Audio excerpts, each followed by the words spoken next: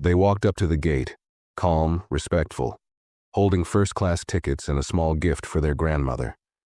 But the flight attendant didn't even look twice. She told them to move aside, said they didn't belong up front, and blocked them without checking a single pass. The mother stayed silent. The kids held back tears. But the father? He said just 5 quiet words. "I'll make one phone call." No shouting, no scene, just one call. Minutes later, the plane stopped boarding. The captain came out. And the woman who thought she ran everything was the one being escorted out.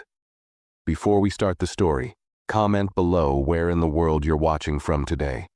And if you enjoy stories like this, don't forget to subscribe and turn on the bell icon so you never miss a new one. She stood behind the gate counter with a stiff smile and an even stiffer posture. Clara Benton had worked this airline long enough to think she knew exactly who belonged in first class, and who didn't. She scanned each ticket like she was granting a personal favor, barely glancing at the passengers before waving them through. Then, a family stepped forward. 4 well-dressed black passengers, quiet, respectful, and calm. Stephen, the father, wore a navy wool coat and carried a sleek carry-on. His wife, Teresa, had a soft cashmere scarf wrapped around her shoulders and a small gold gift bag in hand. Their son, Daniel, maybe 15, stood tall and quiet, while their younger daughter, Alana, clutched her backpack and looked around curiously, her free hand held tightly in her mother's. Stephen offered a polite nod and handed over the boarding passes. Clara took one look at them, then at the family, and her smile tightened. Without scanning a single ticket, she handed them back. "Economy is boarding at Gate 6, she said, gesturing toward the far end of the terminal. Teresa frowned gently. "These are first-class tickets." Clara barely blinked. "I'm sure they are, but there must be a mistake. First class is reserved for elite passengers." Stephen didn't flinch. "We're platinum level. Please scan the passes." Clara hesitated, then took one ticket and scanned it. The green light beeped. She scanned another. Same result. Her face didn't change. "The system probably glitched," she said quickly. "Sometimes it reads things wrong. You'll need to wait over there while we confirm." Alana looked up at her mother, confused. "Why can't we go in?" she asked softly. Teresa crouched beside her daughter, smoothing her hair. "It's okay, sweetheart, just hold the gift, all right?" Stephen stayed perfectly still. His jaw clenched slightly, but his voice remained steady. "There's nothing to confirm. Our seats are valid. You've scanned them." Clara folded her arms. "Sir, I'm asking you to step aside so I can finish boarding." "No," Stephen replied firmly. "You're refusing us for no reason." People in line began shifting uncomfortably. A businessman behind them pretended to check his phone but didn't look away. A woman further back whispered to her companion, glancing toward the gate. Clara leaned in slightly. "If you make this harder than it needs to be, you won't be getting on at all." Stephen pulled out his phone without another word, stepped to the side and dialed. He spoke quietly. "Yes, there's a situation. Gate 4. She's refusing boarding without cause. Yes, all 4. Tickets scanned. No explanation." Clara scoffed loud enough for people to hear. "Of course, always a phone call." She rolled her eyes and turned her back. Then the gate phone rang. The younger agent nearby, Paul, picked it up.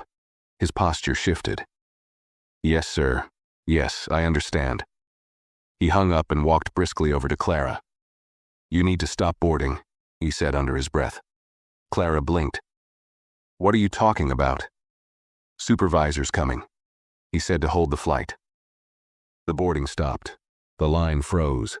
The low airport chatter around them suddenly felt miles away. The family didn't move. They stood together in silence.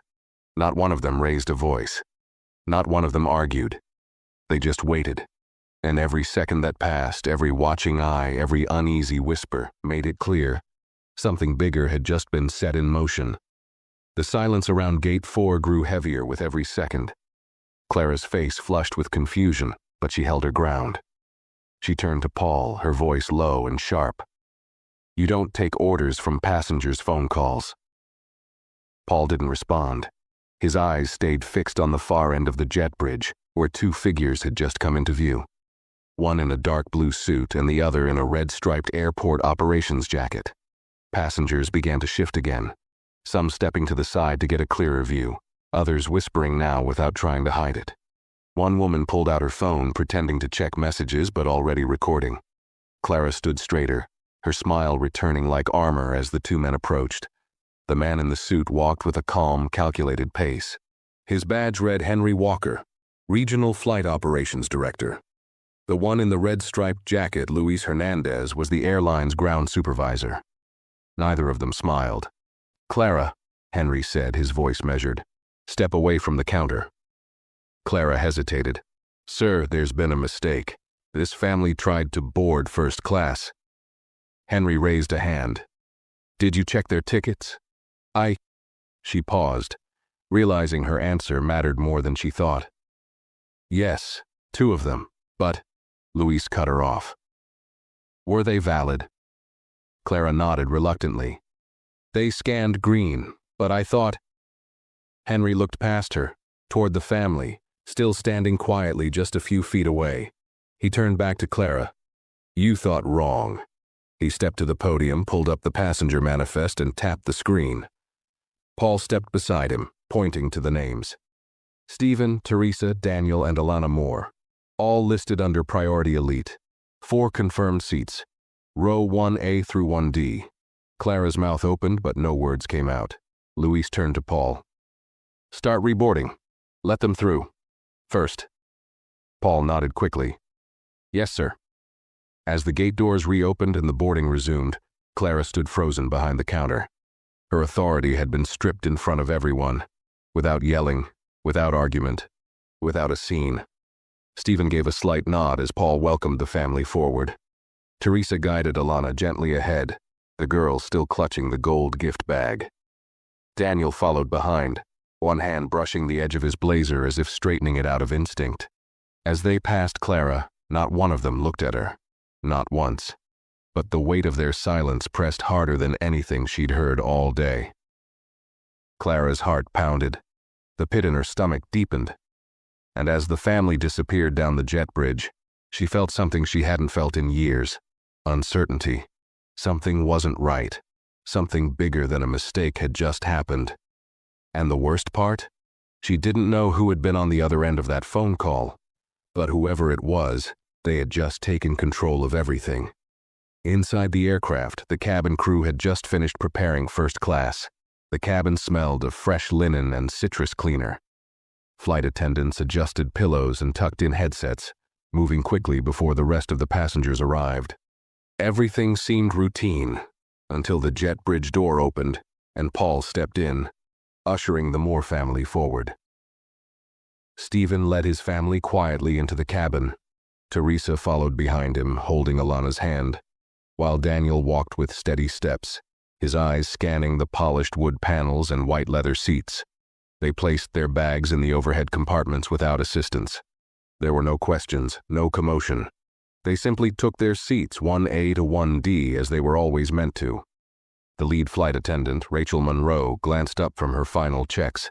She was about to offer a greeting but stopped the moment she saw Paul step in behind them, looking nervous. Rachel walked over, lowering her voice. "What's going on?" she asked. Paul leaned in. Henry Walker and the ground team just escorted them through. Clara denied them boarding. There was a call made. His voice dropped further. From someone high up, like really high up. Rachel's eyes widened. She looked toward the family now buckling in, silent and composed. They didn't look angry. They didn't even look bothered. But there was something about them, something still like they were waiting for the next part of a plan that hadn't revealed itself yet. Back at the gate, Clara hadn't moved. She stood near the corner of the counter, arms crossed, lips pressed tight. Her heart raced, but her pride kept her from showing it. Luis returned to the desk, holding his tablet. "Go take a seat near the crew area," he said flatly. "Mr. Walker will speak with you after the flight." Clara raised an eyebrow. "I'm still working this flight." "No, Clara. You're not," Luis replied. You've been removed from active duty until further notice. What? For what? One mistake? Luis didn't answer. He just nodded to the standby flight attendant who was already approaching, ready to take Clara's place. Clara's mouth opened to protest, but she saw passengers watching, phones pointed discreetly, whispers moving through the line like wind. Her face burned. She didn't say another word. Instead, she stepped away from the desk and slumped into the crew seat near the far side of the gate. Inside the aircraft, Rachel approached the Moore family again. This time, she bowed her head slightly. "If there's anything I can do to make your flight more comfortable," she said gently. Stephen gave her a polite smile. "You've already done more than enough."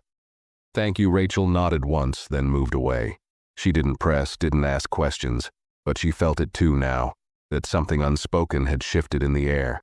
The boarding continued, but the mood was different. Passengers filed in more carefully, aware that something strange had just happened at the gate. A few gave awkward glances toward the front row, quickly looking away when they noticed Stephen watching. And then, as the doors began to close and the cabin settled, a quiet message appeared on Rachel's tablet screen. A direct message from corporate operations. 5 simple words. "Expect contact from executive office." She looked up sharply. Something was coming, and it wasn't small. The aircraft door sealed shut with a heavy click, followed by the soft chime of final cabin checks. As the engines began to hum and the crew moved through safety demonstrations, Rachel kept one eye on her tablet. She had worked dozens of flights, seen plenty of mid-air incidents and last-minute changes, but she had never seen a message come through like that. No explanation, no context, just those 5 words from the highest level of airline command. She glanced toward the Moore family. Stephen sat quietly, one leg crossed, fingers laced over his knee, watching the flight crew with calm precision. Teresa gently stroked Alana's hair as the girl leaned on her shoulder. Daniel had pulled out a book but hadn't flipped a single page. He was listening, watching like his father. The family wasn't tense. They weren't upset. They were waiting. Rachel walked to the front galley, tapped the intercom button, and asked to speak to the captain. Within moments, Captain Mitchell stepped out, tall and seasoned, the kind of man whose presence brought a natural hush to any room. Rachel handed him the tablet. He read the message, eyes narrowing. "Executive office?" he said quietly. "This came straight through?" She nodded. "It's connected to what happened during boarding. The family in 1A through 1D. The gate agent denied them. Someone made a call. Since then, everything's changed." Captain Mitchell glanced toward the family, then back at the tablet. He didn't say anything for a long moment. "I'll contact dispatch," he said, and returned to the cockpit. Back in the crew jump seat, Clara sat rigid, arms locked across her chest. Every few minutes she caught glances from other passengers or heard muffled laughter from those clearly talking about her. One man even walked past her and muttered just loud enough, "Still got your badge, huh?" She ignored them, staring straight ahead. Her chest burned with embarrassment, but her mind was racing. Why had the flight stopped for them? Who had that kind of influence? A call can't stop an entire aircraft unless it comes from... Her stomach sank. She'd made assumptions, yes, but she'd done it 100 times before. No one had ever challenged her like this. Passengers usually got angry, maybe filed a complaint, but this wasn't a complaint. This was something else. Up in the cockpit, the captain's call was answered almost instantly. On the other end, not dispatch, not even the usual line supervisor. A calm, deliberate voice came through. "This is Martin Reeves, Chief of Airline Strategy. We understand you have 4 passengers seated in 1A to 1D. Please confirm." The captain replied with a clear, steady tone. "Confirmed. Family of 4, all seated and settled. Issue reported from boarding." Martin's voice didn't rise. It didn't need to. "Maintain current flight plan. When you land, keep all crew on board. Do not release them until directed.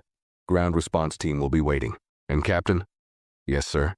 "Tell your lead flight attendant to remain alert. The person who placed the call isn't just anyone. He's our major shareholder, the man who signed our last merger deal. His name is Stephen Moore." The line went silent. The captain sat back slowly, eyes wide now. He looked through the cockpit door window at the man seated in 1A, calm, collected, unreadable. And then he understood. This flight had already changed, and they hadn't even left the ground. The plane lifted into the sky with a smooth, steady climb. Passengers settled into their seats, the low hum of conversation blending with the gentle whir of the engines. But in first class, no one spoke. The quiet wasn't awkward. It was measured, controlled. Stephen leaned back in his seat, eyes closed but not asleep. Teresa gently unfolded a blanket over Alana, who had already begun to drift off. Daniel sat still, staring out the window, his expression unreadable. Rachel moved through the cabin, offering water, but her hands weren't as steady as usual. She kept stealing glances at the family. Every time she passed, she felt a pressure in her chest, like she wasn't just serving drinks anymore but walking through something far more important than she understood. In the rear crew jump seat, Clara's legs bounced nervously. She had tried to keep her face blank, but the whispers hadn't stopped. Even crew members were beginning to shift their behavior. No one looked at her directly. No one asked for her input. She had become invisible, except for the constant heat of judgment pressing in from all sides. Finally, she stood up and approached Rachel near the galley. "I need to speak to the captain," she whispered, trying to sound composed. Rachel didn't even blink. "You're not allowed on the flight deck." "This is serious," Clara hissed. "I need to explain what happened before this gets blown out of—" "It's already blown out," Rachel said quietly, cutting her off. Clara stood frozen. Rachel lowered her voice further. "Do you even know who that man is?" Clara didn't answer. "He's not just flying for leisure. He's the reason we're all getting paid next month. His signature is on every fleet expansion, and you stopped him, his family, from boarding his own airline." Clara opened her mouth to respond, but there was nothing to say. She had nothing.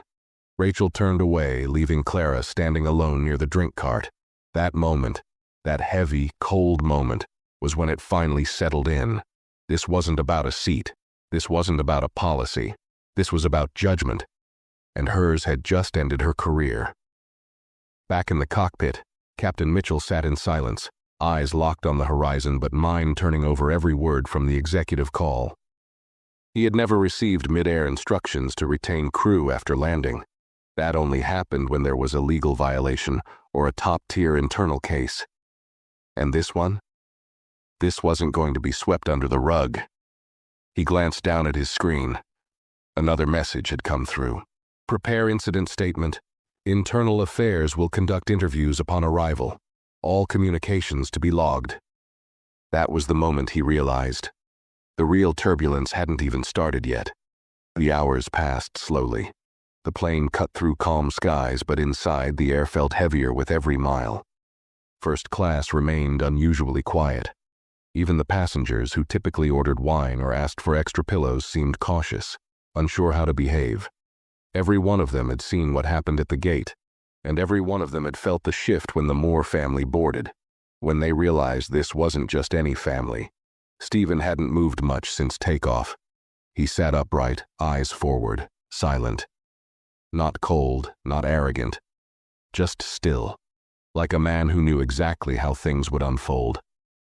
Teresa leaned her head against the window, watching clouds pass, her hand resting gently on Alana's shoulder. Daniel had finally opened his book but seemed to be reading the same page for the last 20 minutes. Rachel, making another quiet round with warm towels, hesitated near them. She paused, then bent slightly toward Stephen. "If you or your family need anything at all, please don't hesitate." Stephen turned to her, meeting her eyes for the first time. His expression was calm, but it carried weight. "You've been kind," he said simply. "That's enough." Rachel offered a soft nod and continued down the aisle, her heart pounding. That man didn't raise his voice. He didn't need to. She'd served executives before, some loud, some difficult, but none like this. Stephen Moore had the kind of presence that didn't demand respect. It made people check themselves. Back in the rear crew section, Clara couldn't sit still anymore. She stood near the galley, arms crossed tightly, every part of her stiff with dread. She'd gone through her actions again and again in her head. How she'd looked at that family, how she'd assumed they were in the wrong, how she hadn't even scanned all 4 tickets before deciding they didn't belong. Her pride still tried to twist the narrative. It was just a misunderstanding. It was procedure. Anyone could have made the same call. But something deeper in her knew that wasn't true. She hadn't questioned because of policy. She'd questioned because of assumption. And now she was sitting in the back of the plane she used to supervise. The seat that was once hers now filled by a junior attendant she had trained just months ago. The curtain that separated first class from the rest of the cabin had never felt so symbolic. She wasn't just physically removed. She had been pulled out of the world she believed she belonged in. The chatter among the rest of the crew was different too. Normally they'd joke quietly during cruise time, share snack packs, gossip about passengers. But today they barely spoke, and when they did, it wasn't to her. She overheard bits as they passed.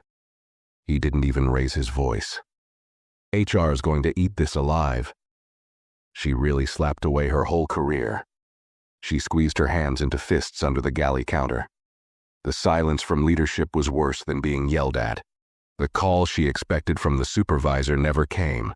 No support, no backup, just a stillness that told her the damage was already done. Clara's eyes drifted to the front of the cabin. She couldn't see through the curtain, but she could feel them, Stephen, Teresa, the children. Calm, untouched, above the noise, above the judgment, above her. And in that moment, for the first time in all her years flying, Clara Benton realized something brutal. The people she once looked down on were the ones quietly watching her fall. And they didn't have to say a single word to make it happen. The hum of the engines filled the cabin like background music, but for Clara it was louder than ever. Every minute felt like an hour. Every glance from her fellow crew members felt loaded.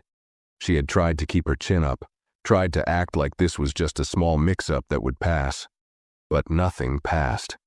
The silence around her kept thickening, and no one, not even the junior flight attendant she once scolded for folding napkins the wrong way, looked at her anymore.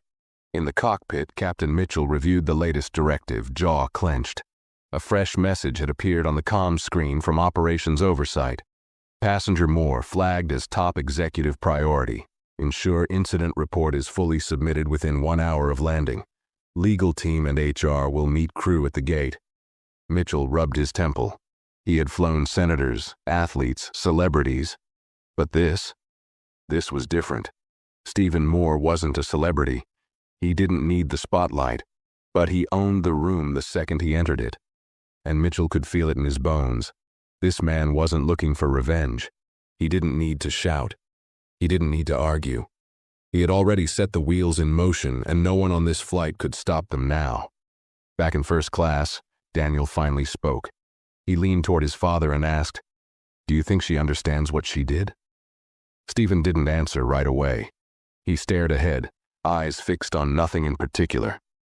Then he turned slightly to his son. "Understanding isn't something you hear in words," he said softly. "You see it in silence." Daniel nodded once, then looked back out the window. Rachel, who had just passed row 2, heard it. She didn't mean to listen, but those words stuck in her chest. There was no bitterness in Stephen's voice, no anger, just a quiet truth that made everything around it feel smaller. She continued down the aisle and stopped in the galley, where Ben, a young attendant on his 2nd month of flying, stood restocking cups.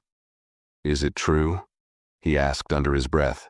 "That's the Stephen Moore, the shareholder?" Rachel gave a small nod. Yes, he didn't say anything. The system confirmed it. Operations called the flight deck directly. Ben's eyes widened. "Wow, I heard she blocked them without scanning all the tickets." "She did," Rachel confirmed. Ben glanced toward the back. "She's done, isn't she?" Rachel didn't answer right away. She didn't want to take pleasure in someone else's fall, but the truth was, She had seen Clara make life miserable for junior staff for years, belittling them, correcting them in front of passengers, mocking those who didn't match her idea of first-class worthy. "She's not getting off this plane the same way she got on," Rachel said finally. "That much is certain." Meanwhile, Clara sat alone in her seat, trying to will time to move faster. Her hands gripped her armrests so tightly her knuckles had turned white. She had tried messaging her union rep earlier, but there was no signal. Her heart pounded harder with every update from the cockpit, every subtle shift in the crew's tone. Then Rachel appeared beside her, standing stiff and unreadable. Clara looked up, startled. "They want you in the front," Rachel said. Clara blinked. "Now?" Rachel nodded. "The captain says there's someone from corporate trying to connect. They want to speak with you directly." Clara stood slowly, brushing off her uniform like it still meant something. Her legs felt heavy. Her mouth had gone dry. She followed Rachel toward the front, each step down the narrow aisle feeling like a courtroom walk. As they reached the cockpit entrance, Captain Mitchell stepped out holding a headset with a coiled cord. "They're waiting," he said, not unkindly but with no softness either. Clara put the headset on. The line was quiet for a second. Then came a voice, low, calm, and unmistakably confident. "Miss Benton, this is Raymond Spencer from Corporate Ethics." Her mouth opened, but no words came out. "You're aware of the situation, I assume?" Clara swallowed hard. "I didn't mean, I thought—" "Don't explain," the voice said evenly. "Not yet. Just listen." And Clara did. She stood there, headset pressed to her ear, while the man on the other end, someone who had never spoken to her before, spoke with total clarity. "Before this flight lands," he said, "you need to understand something. This is not a small matter. This is not a routine report. You made a decision that put the company at risk, publicly, legally, and reputationally." Clara felt her breath catch. "You didn't just disrespect a passenger," the voice continued. "You disrespected the owner." And just like that, the last thread of control she'd been clinging to snapped. Clara stood there, frozen at the cockpit doorway, headset still pressed against her ear, her spine stiff, her throat dry, her hands shaking just slightly, but she didn't dare let them fall from her sides. She listened as Raymond Spencer from Corporate Ethics spoke with a level of calm that felt colder than any shout could ever be. "This isn't just about a delay," he said. "It's about the message your actions sent. And unfortunately, this isn't your first flag. There are past records, multiple crew complaints, 3 prior passenger reports, and at least 1 ignored warning from internal compliance." Clara opened her mouth to speak, but Raymond didn't stop. "You made a decision without verifying facts. You didn't check all 4 boarding passes. You didn't ask for supervisor clearance. You didn't follow protocol." He paused. "But more than that, you judged them." The headset felt heavier on her ear with every sentence. Clara wanted to argue, to insist it wasn't like that, to say she was only trying to enforce procedure. But every excuse crumbled in her mouth before it could form. "You'll remain on this flight," Raymond continued. "Upon landing, you'll be escorted to the administrative office at the terminal. You are not to speak to media, fellow staff, or passengers. Security will be present, do you understand?" Clara closed her eyes for a moment, trying to push down the wave of nausea rising in her chest. "Yes," she whispered. "Yes, what?" "Yes, I understand." The line disconnected without a goodbye. She removed the headset slowly, her hands now clammy. Captain Mitchell said nothing. He simply nodded toward the front jump seat near the cockpit and stepped back inside, shutting the door. Clara sat down like she was sitting on glass, her thoughts a mess of what-ifs and too-lates. Back in first class, the Moore family remained composed. Alana had drifted off with her head resting on her mother's lap, her hand still loosely holding the handle of the gold gift bag. Teresa adjusted her daughter's jacket gently, whispering something only mothers knew how to say. Stephen looked out the window, unreadable, his fingers resting near the armrest. Daniel finally set his book aside and leaned toward his mother. Will she lose her job? He asked quietly. Teresa didn't answer immediately. She looked at her son, then at her husband. Stephen spoke without turning his head. She lost it the moment she thought she had more value than we did. Daniel nodded, though the weight of those words settled slowly. A few rows back, other first-class passengers whispered behind raised hands. One man, clearly uncomfortable, said, "They didn't even raise their voice, just one call and everything changed." His companion replied, "That's what happens when someone powerful gets treated like they don't belong." Or, the first man muttered, when someone finally says enough. Even the flight attendants now moved with a strange tension. Less chatter, more precision. Orders were taken quickly, but no one lingered. The energy had shifted. There was a new awareness in the cabin, an invisible pressure wrapped around the crew. Everyone could feel it. In the back galley, the junior flight attendant, Ben, whispered to Rachel, "Is it true she's getting pulled the second we land?" Rachel nodded. "Security's meeting the flight. Admin wants her escorted before debriefing. She's not coming back from this, is she?" Rachel's voice was low. "No one comes back from offending the man who owns your airline." Clara sat forward now, hunched slightly, trying not to be noticed. She had once walked the cabin with confidence, correcting uniforms, scolding staff over meal prep, talking down to passengers she thought were out of place. But now, she was invisible in the worst possible way. No one looked at her with respect, only pity, or satisfaction, or quiet, knowing judgment. She tried to breathe, but the air didn't feel like it belonged to her anymore. Her mind spiraled with thoughts of damage control. Maybe if she apologized publicly, maybe if she offered a written statement, maybe if she begged HR. But something inside her already knew. None of it would matter. Not to them, not to the passengers, and definitely not to Stephen Moore. He hadn't raised his voice, he hadn't made a scene. But with one call, one calm, private call, he had changed her entire future. Not with revenge, with consequence. And that, Clara now realized, was far more permanent. The flight neared its destination, and the captain's voice came over the intercom, calm and professional. "Ladies and gentlemen, we've begun our descent. Please fasten your seatbelts and make sure all tray tables are in their upright position.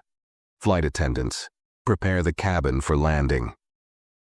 To most passengers, it was a routine announcement. But for a handful of people on board, it marked something else entirely. For Clara, it was the beginning of the end. For Stephen, it was the quiet countdown to closure. And for the crew, it was the moment they had all been quietly bracing for since the gate call had turned the day upside down. Clara stared at the seatbelt sign as it lit up above her, like it had a different meaning now. The seat beneath her suddenly felt too hard, her uniform too tight. The tension in her shoulders had turned to something almost unbearable, shame mixed with fear, guilt wrapped in pride. She had never once doubted her place in this company, had never feared correction, let alone removal. But now, she couldn't stop shaking, not on the outside, but inside, where it mattered more. She replayed every second at the gate in her head again, the tone she used, the assumptions she made, the way she dismissed the family's explanation without a second thought. She hadn't even scanned the girl's ticket, or the boys'. She just assumed, because they didn't look the part. Because in her mind, first class had a certain image, and they didn't fit it. And now she didn't even fit in the jump seat. Rachel approached her slowly, quietly, holding a sealed envelope. "This came down from the captain," she said, her voice dry.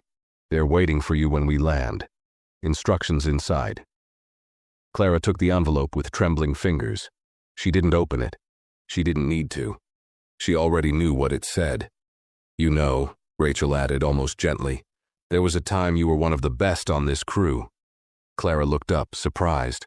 Rachel didn't smile. "You knew the rule book better than anyone. But you forgot something somewhere along the way." "What's that?" Clara's voice cracked. "That the rules are for protecting people, not judging them." She walked away before Clara could respond. At the front of the plane, the Moore family remained calm. Stephen looked out the window at the city skyline growing larger beneath them. Teresa wiped Alana's cheeks gently with a napkin. The little girl had slept most of the flight, unaware of the storm she had slept through. Daniel had taken out a notebook and was scribbling something, maybe thoughts, maybe nothing, but his expression was focused. Teresa leaned toward Stephen and whispered, "Do you think she understands now?" Stephen answered without looking away from the window. "It's not about her understanding. It's about what others saw, what they remember." Teresa gave a soft nod. "Then maybe this mattered more than we think." Stephen turned to her, eyes tired but steady. It mattered, because it wasn't just about us. It was about every person like us who's been pushed aside, doubted, ignored. Today, someone saw what usually stays hidden. Back in the galley, Ben watched the runway begin to appear in the distance through the tiny window near the service door. He glanced toward Clara, then toward the closed curtain of first class. "Do you think he planned it?" he asked Rachel. "That he knew how far this would go?" Rachel folded a tray cloth and didn't answer right away. I think he hoped it wouldn't go that far. I think he gave her a chance to fix it." Ben nodded slowly. "She didn't take it." "No," Rachel said. She doubled down. The plane dipped lower, wheels dropping into place with a mechanical whir. The cabin jolted softly. Passengers sat up straighter, fastening belts, placing items back into bags. The usual final movements before landing, but the mood was anything but usual. Stephen reached into the seat pocket and pulled out his phone. A single message glowed on the lock screen. "Legal team and press briefing scheduled. Statement approved for release." He didn't respond. He locked the phone and set it aside. His part was done, and now the rest of the world would decide what to do with what they saw. As the plane approached the runway, Clara gripped the envelope in her hand. Her heart pounded. Her mouth was dry. Her future was gone. She knew that now, but what terrified her most wasn't just the job loss. It was that every passenger on this plane had just witnessed her final flight, and none of them would forget. The wheels touched the ground with a soft thud, but for Clara, it felt like the plane had slammed into concrete. The usual smattering of polite applause echoed briefly through the cabin, habitual, hollow, and short-lived. Passengers began to stir, reaching for bags, stretching stiff limbs, chatting in soft tones. But there was no normalcy in Clara's world anymore. For her, this landing was not the end of a journey. It was the start of a reckoning. She sat still, envelope clenched tightly in her lap, her breathing shallow and uneven. Her name badge felt heavier than it ever had, and she was painfully aware of the way crew members avoided looking at her. Even Ben, the youngest and usually the most eager to please, kept his eyes locked on the galley cabinet, pretending to rearrange cups that didn't need rearranging. From the front, Captain Mitchell made his final announcement. "Ladies and gentlemen, welcome. The local time is 3:42 p.m. Please remain seated with your seatbelts fastened until the seatbelt sign is turned off. On behalf of our entire crew, we thank you for flying with us today." The ding of the seatbelt light shutting off triggered a new flurry of movement, but none of it involved Clara. She remained fixed in place, eyes glazed, every second stretching longer than the last. At the front of the plane, Rachel pulled back the curtain separating first class from the rest of the cabin. Stephen and his family sat still. Alana had woken up just moments before, rubbing her eyes. Teresa whispered something softly to her, brushing her daughter's hair back with a mother's gentle grace. Daniel closed his notebook and tucked it neatly into his backpack. Stephen remained composed, his body relaxed, but his mind clearly focused. Rachel approached them. "Ground team has arrived," she said quietly. "They're waiting just outside the jet bridge." Stephen gave a nod. "Thank you." Rachel hesitated, then she leaned in slightly. "There's media outside too, just letting you know." Teresa looked at her husband. "You told them?" He shook his head. "I didn't have to. They're already watching everything." Passengers began to stand, retrieving bags and filing toward the aisle, but no one rushed, no one shoved. Instead, they turned their heads, some slowly, some not so subtly, toward the front, toward the Moore family, and toward Clara. In first class, one man in a blazer leaned toward Stephen. "I saw everything back at the gate," he said, voice low. "What you did, that was powerful." Stephen looked at him and replied calmly, "I didn't do anything.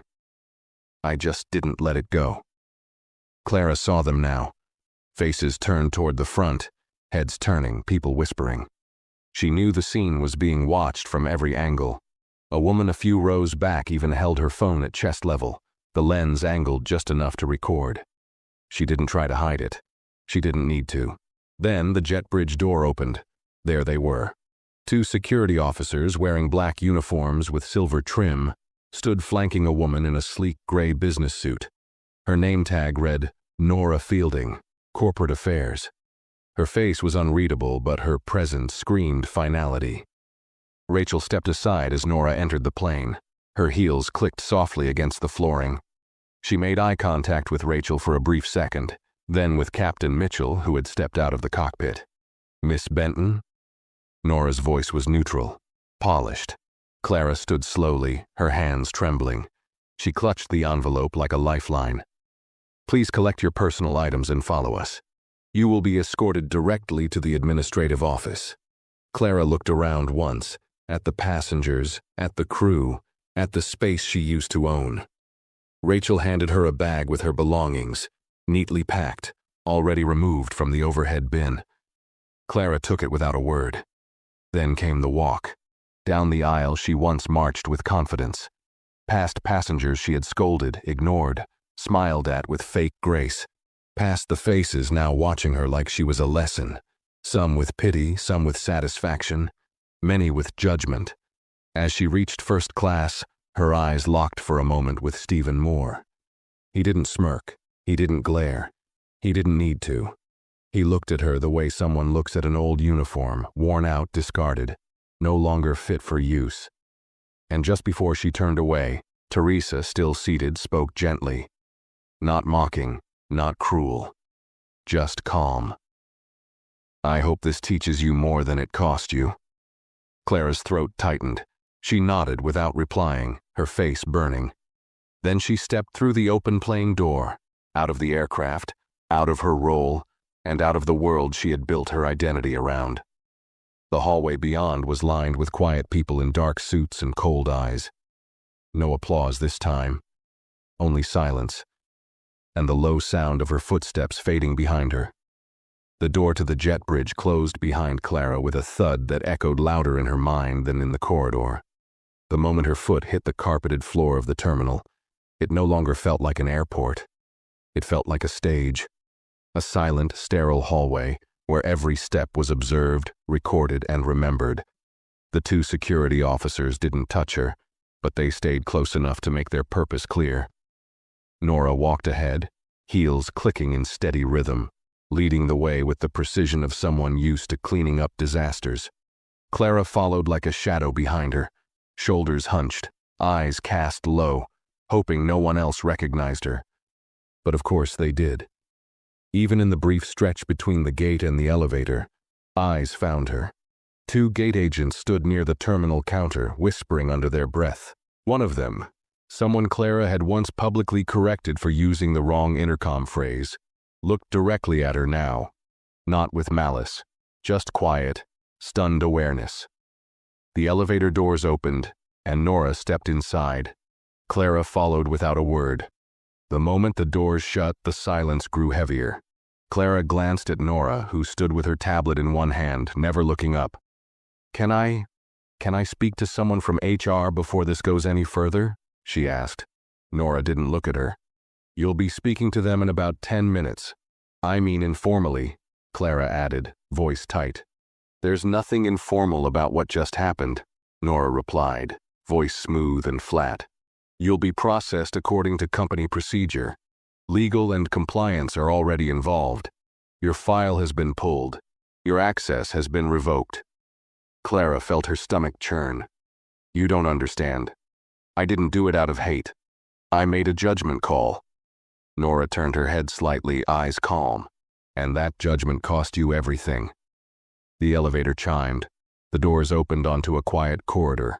Frosted glass walls, soft carpet, and muted overhead lighting. Clara had been in this part of the terminal before, but only during training years ago. Back then, it had felt clean and impressive. Now, it felt cold and final. They walked past a receptionist who gave Nora a nod. No words were exchanged. Clara followed her through a side door into a small, windowless conference room. Inside sat a man in a navy blue suit, Ethan Briggs, a human resources supervisor. Young, polite, and painfully efficient. A sealed folder rested on the table before him, already thick with documents. "Miss Benton," Ethan said, not unkindly. "Please have a seat." Clara lowered herself into the chair opposite him. Nora remained by the door, standing still. Ethan opened the folder and pulled out a stack of forms. "You're being formally removed from duty effective immediately. This document outlines your termination based on conduct violation, including failure to follow procedure, mistreatment of passengers, and damage to the airline's public image." Clara's mouth fell open. "But I wasn't given a warning. I didn't even know who he was." Ethan's tone didn't change. "It's not about who he is. It's about what you did. The status of the passenger only escalated the response, but the action itself, your assumptions, your words, your refusal to verify, those are the violations." Clara stared at the papers, the bold title at the top. Termination of employment. Final notice. She tried to steady her breathing, to slow her thoughts, to form a sentence that might save her. "I've been with this airline for 12 years. And in that time," Ethan said gently, "you've received multiple flags. Behavior notes, passenger concerns, nothing serious enough to remove you. Until now." Clara shook her head, gripping the edge of the table. "You're going to fire me because of one mistake?" Ethan met her eyes for the first time. "We're not firing you for one mistake. We're firing you because this mistake revealed something we can't ignore anymore." The room went quiet. Clara couldn't think. Her hands felt numb. She wanted to speak, but every word she could have said felt too small now. "Please sign here," Ethan said, sliding the form toward her. Her fingers trembled as she reached for the pen. She paused over the signature line, a last flicker of hope blinking behind her eyes. "Is there anything I can do?" Ethan didn't flinch. "You can sign." She signed. He slid another form across the table. "You'll also return your badge, access card, and uniform. You will be escorted to the employee center to collect your belongings. You are not to contact current employees without clearance." Clara nodded slowly. "What happens after that?" Ethan closed the folder. "You leave." "And the Moore family?" she asked softly.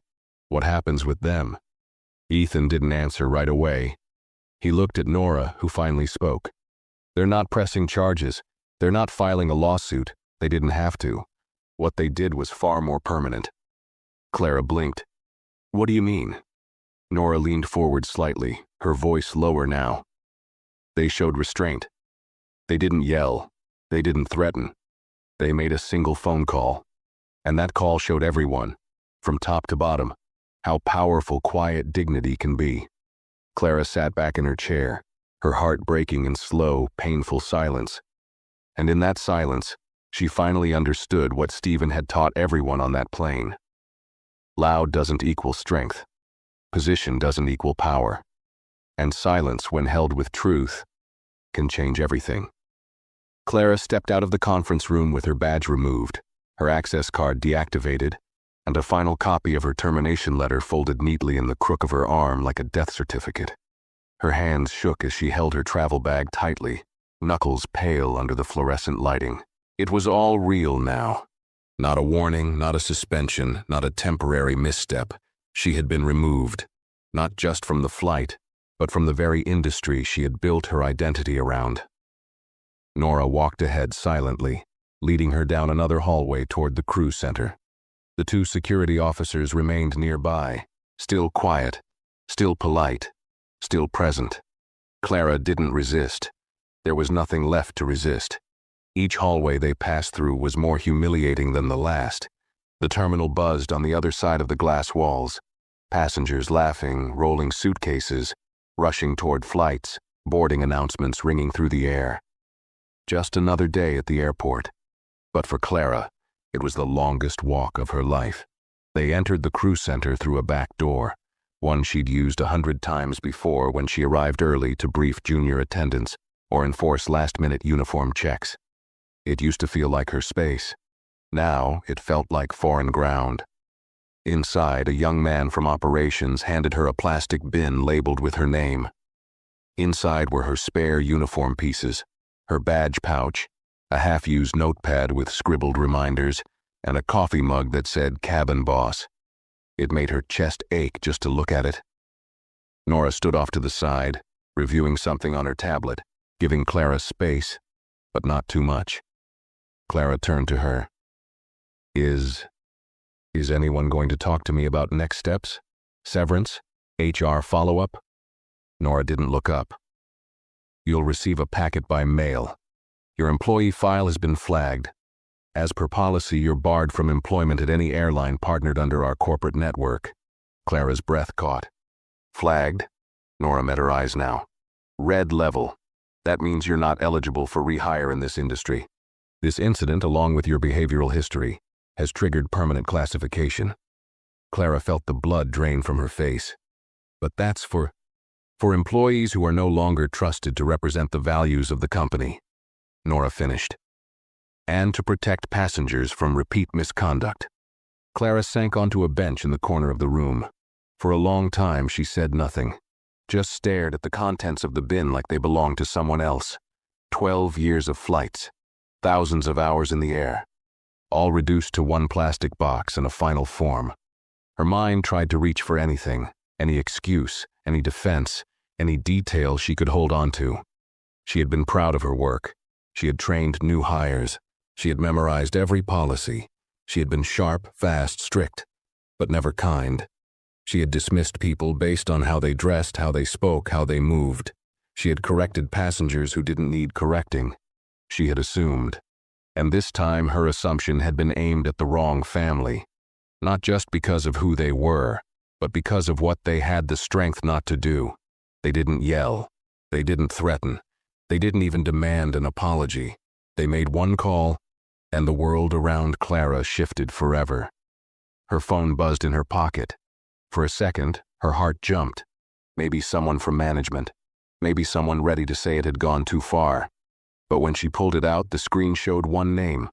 Linda, a former colleague she hadn't spoken to in over a year. Clara answered quickly, desperate for a familiar voice.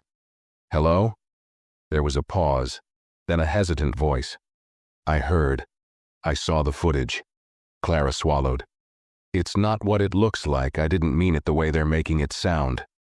Another pause. Linda's voice dropped to a whisper. Clara. They didn't say anything. That's the problem. You did all the damage before anyone opened their mouth. Clara's mouth opened to speak, but the line had already gone dead. She stared at the phone, still pressed to her ear. For the first time in a long, long time, there were no defenses left, no policy to quote, no tone to correct, no crew to order. She was alone. Nora looked over. Ready to go? Clara nodded, stood, and picked up the bin. They exited through a side corridor that led directly to the employee parking structure. The security officers followed silently until they reached the exit doors. Nora turned to Clara one last time. You're not banned from flying as a passenger, she said, but don't wear your uniform again, and don't expect silence from the media. Clara stepped outside into the harsh daylight.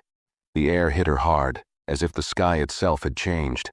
She walked toward the parking lot, not knowing where to go, not knowing what to do next, only knowing one thing with painful clarity.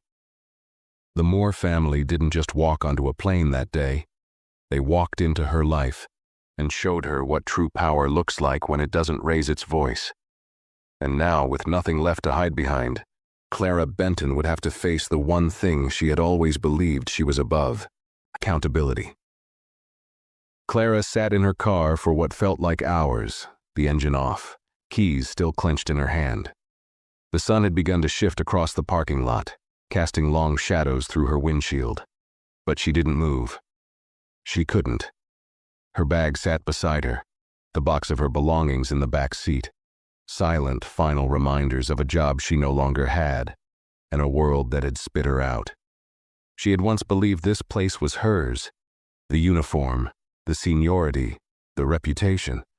She walked terminals with confidence, spoke to passengers with command, enforced rules with pride. She believed she'd earned it all, that she belonged at the top of the chain. That first class was a space she had the right to protect. But the truth had crept in slowly over the last few hours, like water finding its way through cracks. What she'd protected wasn't the airline. It wasn't safety. It wasn't professionalism. It was her ego. It was the small, quiet voice in her head that told her she could decide who belonged. And when that voice was challenged, she didn't reconsider. She dug in.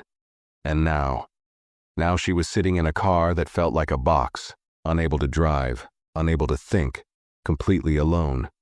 She opened her phone, scrolling through contacts, people she once led on flights, co-workers she had trained, supervisors she had worked with. Some had reached out earlier with vague texts.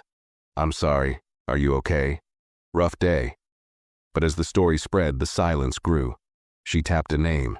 Derek, her longtime colleague, someone who'd shared dozens of long-haul flights with her. It rang. Once. Twice. Then straight to voicemail. She tried another, Tracy, someone she once mentored. Voicemail again. One more. Cameron, the attendant she defended during an in-flight incident years ago. "Sorry, this number is unavailable." The industry was small. News traveled faster than truth. Clara set the phone down slowly, her eyes welling up. Not from injustice, not from outrage, but from the terrifying realization that this wasn't just a firing. It was an erasure. She tried to open her email, hoping for some sort of message. Anything from HR, anything official. But instead, a flood of alerts greeted her screen. News articles, social media mentions. A blurry photo of her standing at the gate. Another of her walking off the plane, head low, flanked by security. Flight attendant removed after refusing to let family board first class. CEO's quiet power move leaves crew member speechless. They made one call. Viral moment sparks industry-wide conversation on bias. She scrolled further, comments from people she didn't know, strangers. She got what she deserved. The calmness of that man, chilling in the best way. Imagine thinking you have power until the real owner speaks up. She looked so sure of herself, until she wasn't. Each comment was another cut, another truth she had tried to ignore. She opened the article and saw it, a quote from one of the passengers who had witnessed everything. He didn't yell, he didn't cause a scene. He just said, "I'll make a call." And then everything stopped. She closed her eyes. That was the moment. The moment everything changed. And yet, all he had done was pick up a phone. No threats, no lawsuits, no social media rants. One call, one sentence. One man choosing dignity over drama. She remembered the way he had looked at her, not with anger, not even with contempt, but with the kind of calm disappointment that pierced deeper than rage ever could. It was the way her father used to look at her when she did something selfish, the way a teacher looks when you betray their trust, the way people look at you when you've lost something you can never earn back. Clara pressed her head against the steering wheel, her breath shallow, the weight of everything finally sinking in. She hadn't just lost her job, she had lost her place in a world she thought she understood. She could still hear Teresa's voice, soft and unshaken. "I hope this teaches you more than it cost you." She hadn't understood it then. She had been too angry, too humiliated. But now, alone in the quiet, she finally did. This wasn't just about her mistake. It was about what it revealed. And for the first time in her life, Clara Benton saw herself, not as the powerful, composed flight attendant she had always imagined, but as someone who had been given power and used it recklessly.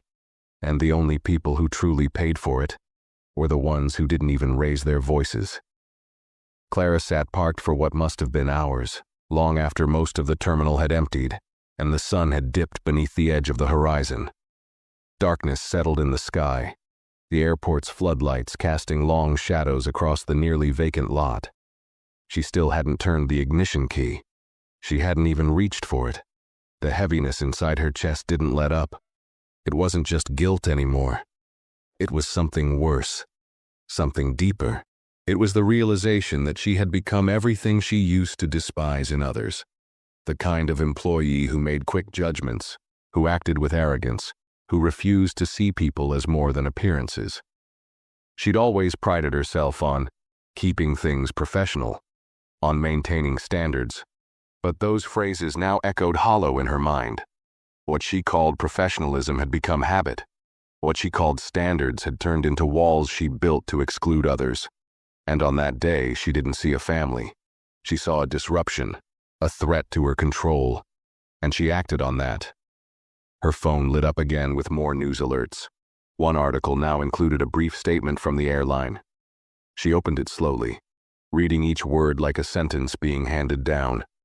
We do not tolerate behavior that violates the values of inclusivity and respect.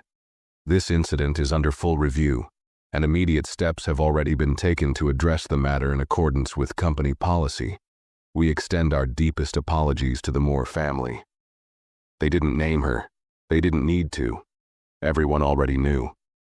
She scrolled further. A video had been posted by one of the passengers, a shaky but clear recording taken during the confrontation at the gate. The sound was clear. It showed her voice, sharp and dismissive, telling the family to stand aside and wait for rebooking. The children's faces were visible. The discomfort, the confusion, the calmness of the father as he quietly said, "If you're sure about this, I'll make the call." The comments were brutal, but not undeserved. She closed the app and stared ahead. For years, Clara had believed that experience gave her the right to assert control. That seniority allowed for certainty. But the truth was now painfully obvious. None of that meant anything without humility, without respect, without the ability to pause and think before deciding someone's worth. She thought back to moments she had brushed off without thinking. Passengers asked to switch seats because they didn't look like they belonged there. People questioned for being too casually dressed in business class. Quiet families spoken to like intruders. She'd never hit anyone, never shouted, but she'd made them feel small. She'd made them feel less. And now the industry she had committed her life to, where she once felt powerful, respected, in control, had closed its doors on her completely. Clara reached for her badge again out of instinct, only to remember it wasn't clipped to her uniform anymore. It was in the bin in her back seat. It wasn't hers to wear now. She glanced at the seat next to her. Her cabin boss mug sat face up, the lettering bold and cruel. She picked it up, stared at it for a moment, then opened the car door, stepped out into the cold night, and dropped it into the trash bin nearby without ceremony. The sound of the porcelain shattering at the bottom echoed up from the metal walls, a sound more final than she expected. She leaned against her car and looked up at the night sky. Planes cut through the air above her, just distant blinking lights now. Somewhere up there, another crew was serving drinks, adjusting seatbelts, preparing for landing. Somewhere another family might be traveling. Maybe another gate agent would make a decision like hers. Or maybe not. Maybe someone had seen the video. Maybe someone had read the comments. Maybe someone had paused before speaking too quickly, before letting bias pretend to be procedure. Maybe someone would learn from her failure. And that, Clara thought, was the only thing left that mattered. Not her career, not her reputation, not her record, but whether someone somewhere could look at what she had done and say, "I won't be like her." She sank back into the car, started the engine this time, and let it idle. The headlights cut across the rows of empty spaces, glowing against the asphalt. Her hands rested on the steering wheel, but she didn't drive yet. There was no plan, no direction, only the road ahead, and the long, painful truth that sometimes the greatest losses aren't taken from you. They're what you throw away yourself, because you believed you were untouchable, until someone showed you. You never were. The next morning, the world had already moved forward. News feeds refreshed with new headlines. Airports buzzed with routine, planes departed, passengers boarded, and flight crews went about their checklists without missing a beat. But for Clara, time moved differently now. Slower, heavier, more honest. She hadn't slept. Her phone lay face down on the bedside table, silenced long ago. She had stopped reading the comments, stopped replying to messages that weren't actually about support, just morbid curiosity dressed as concern. The airline had already pulled her employee access from every portal. Her airline email had been deactivated. The uniform, once crisp and ironed with pride, hung awkwardly on a doorknob in her hallway, like it belonged to a stranger. She wandered through her apartment aimlessly. The walls were filled with framed photos from layovers, crew dinners, training graduations, smiling faces, proud poses. But now, each frame looked less like a celebration and more like a collection of moments held hostage by a person she no longer recognized. She stopped in front of one picture. It was taken during her 5th year. She was in uniform, standing tall beside a captain on the tarmac, the aircraft shining behind them. She looked confident, solid. She remembered thinking back then, I've made it.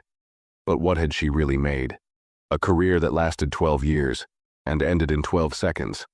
Not because of one passenger, not because of one family, but because of a habit, a pattern of believing that power came with the right to decide who was worthy.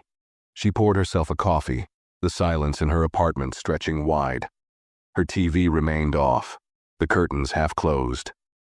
Outside, life carried on. But inside, the memory of the flight wouldn't leave her. She couldn't forget the daughter's confused eyes looking up and asking, "Why can't we go in?"